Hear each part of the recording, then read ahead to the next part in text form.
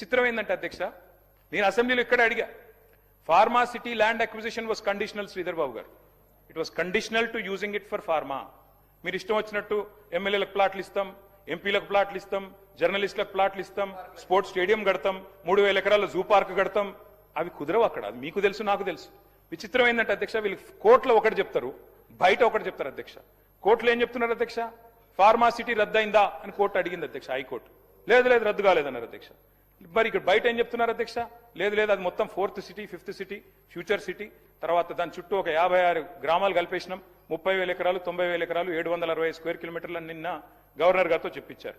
నేను అడుగుతా ఉన్నా అధ్యక్ష, కాలుష్యకారక పరిశ్రమల విషయంలో పోరాటం చేసిన మీరు ఏ రకంగా మరి కాలుష్యకారక పరిశ్రమల మధ్యలో పెట్టి చుట్టూ ఇవన్నీ చేయగలుగుతారు? అసలు land acquisition it self is conditional. సమాధానం చెప్తారా? ఫ్యూచర్ సిటీకి ఫ్యూచర్ ఉందా? ప్రస్తుత సిటీని పట్టించుకునేవాడు నాదుడు లేడు, ఫ్యూచర్ సిటీ అంట.